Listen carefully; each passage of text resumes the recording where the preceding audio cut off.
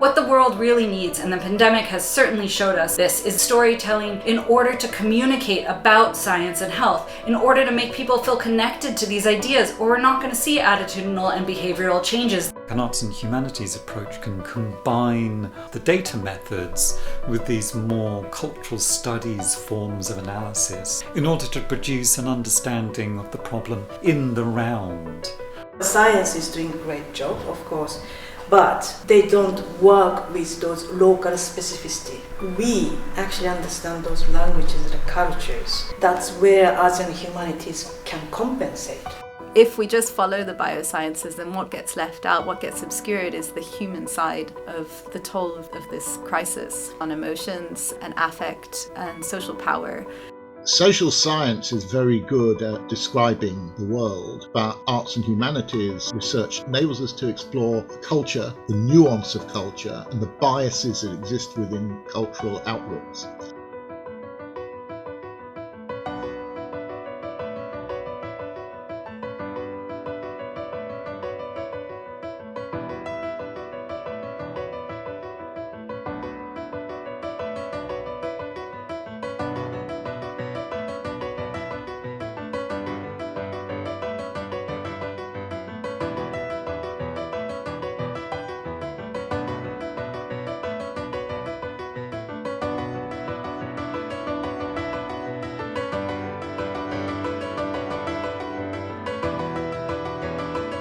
The pandemic presented us as a society with a collective action problem. That is to say, it was something that everyone had to be involved in for everyone to benefit.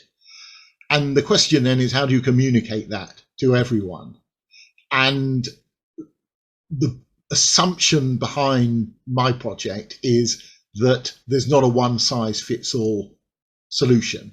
That if you want to talk to everyone, you've got to take account of their experiences and their values. And if you do that, you design messages that hit them in ways that make sense to them and are trusted.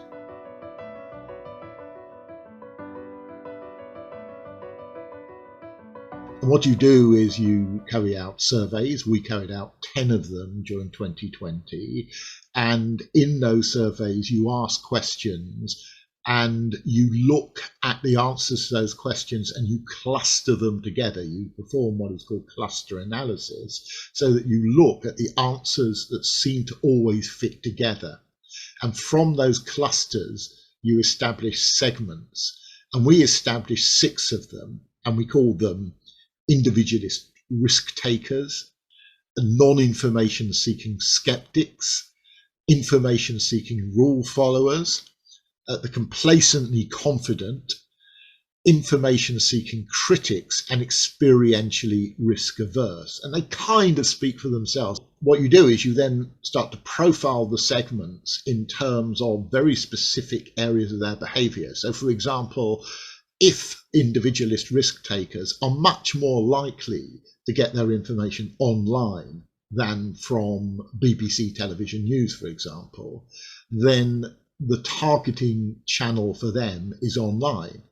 So you start to ask yourself about channels, and you also start to ask yourself about dispositions. So some groups get their information from the same places, but they trust it in different ways.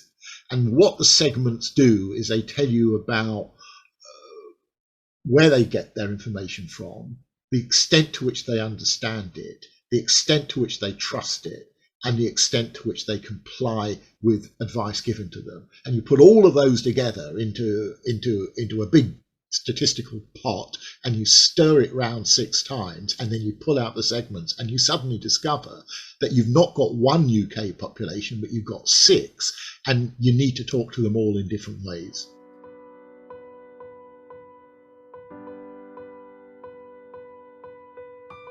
We are talking about a crisis, and a crisis is not just an ordinary historical moment. It's a moment of particular kind of sensibility where you look at the world with a slightly racing heart and a slightly different set of assumptions about what you can do.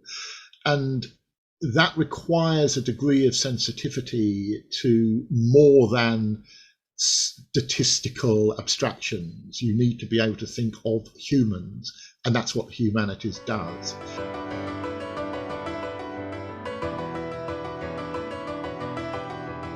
For the first few weeks of our first report coming out, I can't say that people were knocking on our door demanding to know more from us.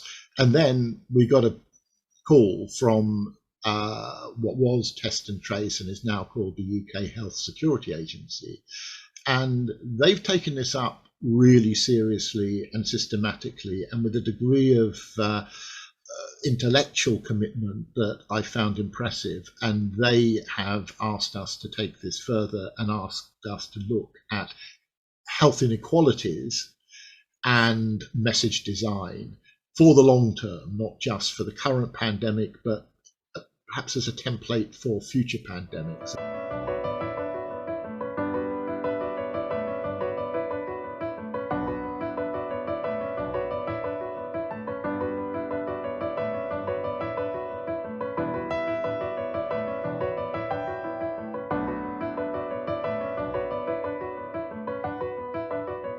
In London, there are many ethnic and minority communities, and they all speak different languages, and then they practice different cultures. So the number of languages in London is about 250. Nobody quite knows, but it's a lot. So it's very multilingual. Then the number of communities is very, very high. And we started, informally investigating, and we found that the communities are very, very different in the way they interact with COVID.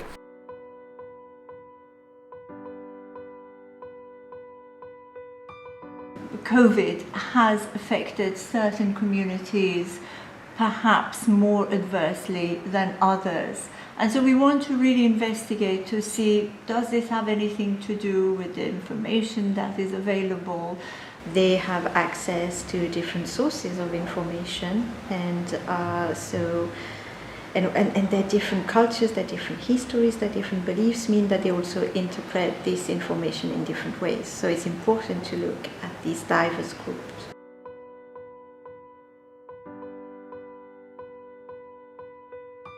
It's been an eye-opener to see the relationship between languages that are representatives of larger cultures and how people receive and process information and whether they accept it or not.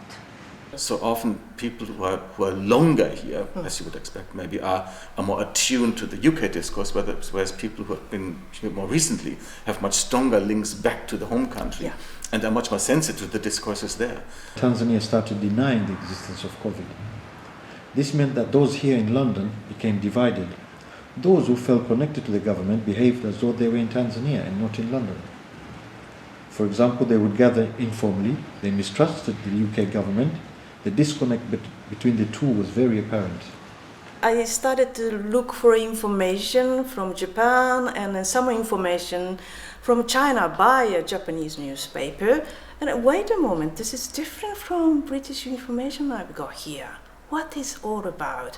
The Chinese community here is always thinking or fighting over the clashing voices. That is the voice that you get from over there in Asia, in mainland China, and then also from other diverse places like Hong Kong, Taiwan, and Singapore. On the other hand, then there is this local information. The members of the Algerian community, they speak English, they have access to information in English, but they also speak French or understand French. They have access to information coming from France, from French newspapers, from French media. They have also information coming from Algeria. And these different sources of information are not consistent, they don't say the same thing. So they complain about that. The guidelines in these different countries, in the three countries were completely different.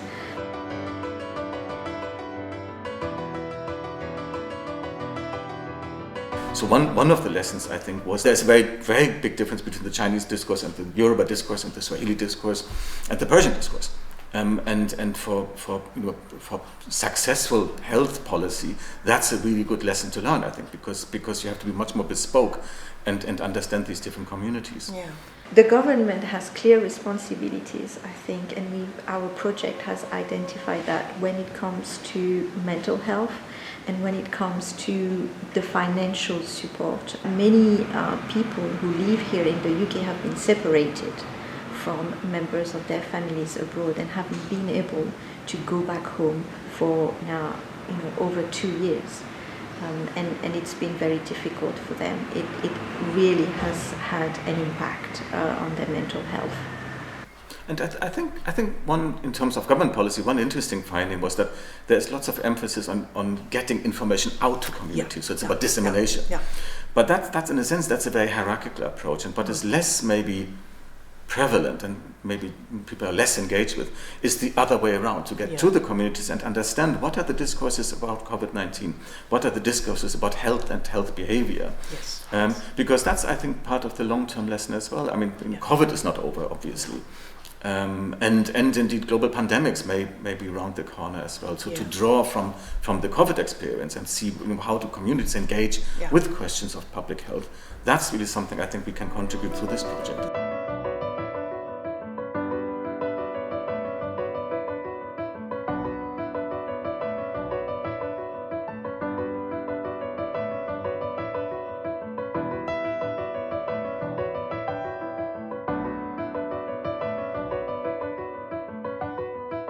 The focus of our project was really to reflect on the year 2020 and think about how shame and stigma were part of public health communications and policies, and how they were sometimes explicitly but often implicitly the byproduct of public health communications, policies, practices, actions. Shame is often used in public health to motivate people to change their behavior and lifestyles, so it's often an affective tool in public health campaigns.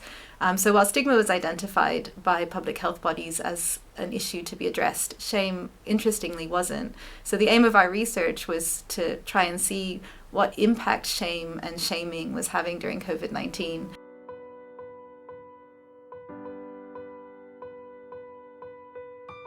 In the UK, during the first wave of the pandemic and during the first lockdown, I think we all were familiar with this phenomena of the hashtag COVIDiot, the hashtag COVIDiot phenomena, which was circulating on social media, primarily on Twitter. And this was members of the community kind of pandemic shaming others for poor pandemic practices, for breaking lockdown rules, for breaking social distancing rules, to sort of name, blame and shame them for not behaving appropriately. And this phenomena was actually really interestingly very directly correlated to the government's public health messaging. And we saw a real spike in the use of the COVIDiot hashtag on the day that the government changed their messaging from stay at home, a really clear public health directive, very easy to follow, very easy to understand, to the more kind of nebulous and muddy injunction, stay alert, which nobody really knew what that meant. Stay alert from what or from who? People started policing each other about what was appropriate.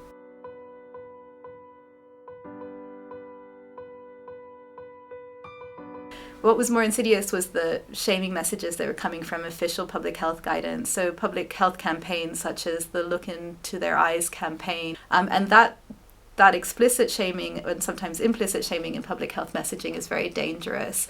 There's a wealth of public health evidence that shows that using shame, blame or stigma in public health campaigns is largely ineffective.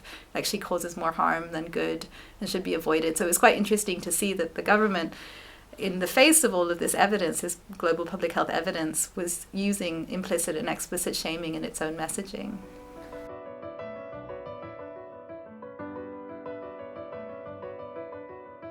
Students were shamed, name blamed and shamed for spreading COVID around, even though it was the government that insisted that students go back to university. Multi-generational households were named and shamed by government ministers for, not for spreading COVID within communities. There was explicit fat shaming with the Tackling Obesity campaign, where people living with excess weight and obesity were shamed for taking resources away from vulnerable people. The policy documents for that campaign use heavily stigmatizing language where, you know, people with excess weight are encouraged to lose 2 kilos, and if every single person lost a couple kilos, then that would save the NHS £100 million. And so putting an explicit cost onto what an individual, you know, the burden an individual has for the National Health Service is absolutely shaming. And there are really complex socio-economic contingencies that mean that people might have excess weight or live with obesity that aren't just about individuals making, you know, the simple choices to take more exercise or change their eating patterns. And those shaming campaigns really put the onus on the individual to make a change. But if that change isn't scaffolded by the structures they need, like more money or more time or more green space or, you know, more opportunities in their social worlds generally, then those changes won't be possible. We've been putting forward policy documents and policy recommendations around what we're calling shame-sensitive public health.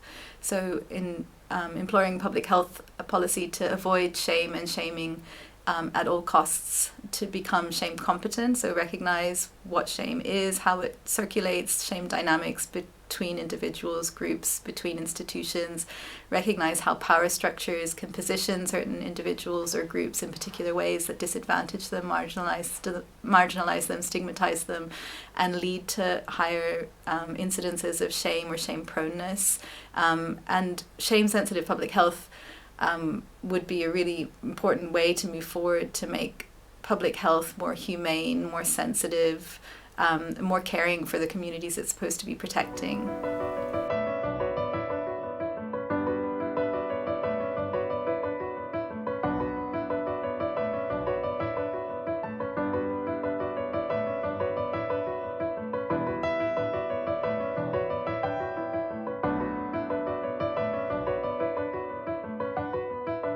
There's a couple of things that we're doing that are different to other people. First of all is that our starting assumption is that conspiracy theories are not the same as misinformation or disinformation. They're not caused simply by a lack of information or the wrong information. Conspiracy theories are quite distinctive, quite different. And they are very hard to get people to change their minds because people's beliefs are very much connected with their sense of identity. So there is no technological quick fix to conspiracy theories. And then the second way in which our project is different is that we've been bringing together very different methods. So we've been engaged in some of the kind of computational methods of inquiry, looking at kind of massive data sets of tens of millions of posts on social media. But we're combining that with that kind of telescopic view, with a microscopic view of close-up reading to understand the meaning of these narratives for the people that produce and consume them. A lot of the work that's being done at the moment on misinformation and conspiracy theories on social media is coming out of computer science or social science, and it's very much kind of technologically driven. And we think the mistake that some of that work makes, although often it is really fascinating, kind of really insightful, but the mistake that it makes is that it relies on a technological determinism. There's the suggestion that there's something about the technology that turns the consumers of these messages into kind of unthinking, zombified consumers. And we think that that's not really the way that social media works. We think that it is far more participatory, that we need to understand that there are kind of communities and that there are pleasures and a sense of identity that comes from people participating in these online conversations.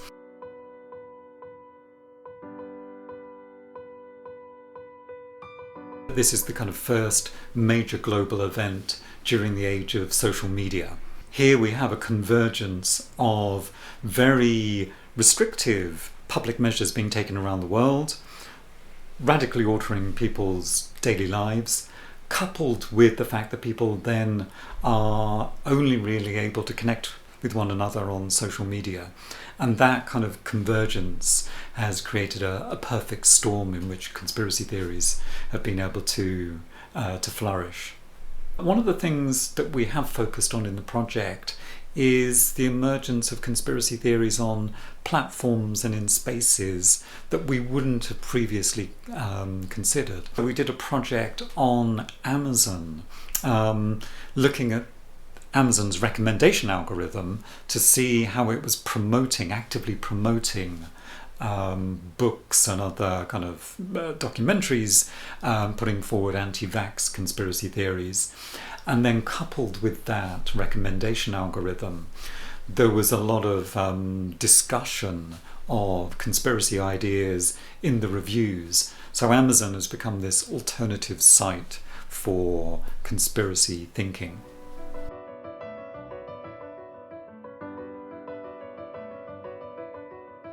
More than anything, I think our research has been about reframing the problem, trying to understand conspiracy theories as part of a wider kind of set of ideas and resentments and grievances. And I think if we understand those and understand that these are not just simply kind of crazy ideas or kind of, paranoid delusions, we can recognize that often there's something kind of quite serious, quite important about people's resentments.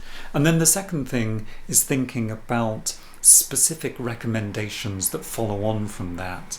And in particular, we're suggesting that although deplatforming and debunking are important, they're never going to provide the full solution. We need to think in terms of actually building back trust in public institutions, in media, in science.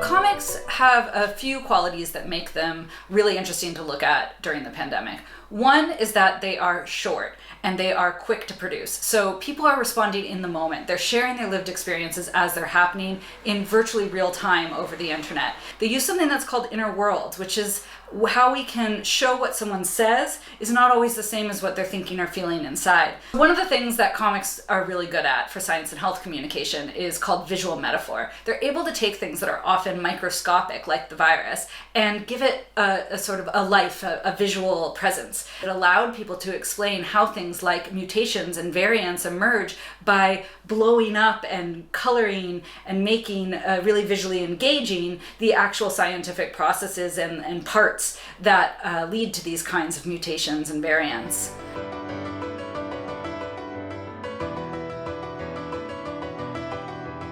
There was already this group called Graphic Medicine, one of our project partners in fact, who had been looking at the intersection between health and comics. But what happened during the pandemic is a whole bunch of other comics artists who maybe didn't normally talk about health issues got brought into this area of public health because that's what they were living through. And we see a lot of what's called the personalist political in comics. And so some of the best comics in our sample were able to tackle issues of health equality by taking the personal lived experience, say, of having long COVID and being part of the BAME community, and then bridging that out into these larger issues of the disparities in treatment and diagnosis and that were happening among certain communities. My name's Monique Jackson and I'm the creator of a art project called the Still Ill Corona Diary. I tried to just sort of document what I was going through. I found it helpful as a place to draw the sensations that I felt and situations I'd been in that couldn't be shown in blood tests or scans. It was a way to try and collate my symptoms and see as an experiment if anyone else could relate to it. There is feedback and commentary beneath what I draw, and that feedback has informed what I do next. And it's been interesting to see how the images can sometimes be just a springboard for certain discussions. Days and Nights 2020 It's a looping GIF. The colours are changing, which is my way of trying to show getting out of sync with life, with insomnia and fatigue. It's kind of the condition in which I drew the Corona Diary, and not really being able to be productive member of society, in quotation marks, which I realised before then was how I got my self-esteem. The image that I've called Masks Off is about a time when I was first able to get PCR testing. It was quite a tense experience. It was a really hot day. I sort of drew the sweat, these big sort of shapes to try and show that tension. It was a surreal experience, and I just tried to capture that, I think, by drawing everything a bit wonky, taking a closer look at what it is to do these tests. I drew this in a different way to the rest of the diary because it came to a certain point where I realised I was getting a lot of people to come to the page, and I wanted to make it pretty clear about some messages and ideas that I had. I was kind of drawing this to other people with long COVID, really, just to back them up a bit and say, I hear you, I'm with you, in solidarity.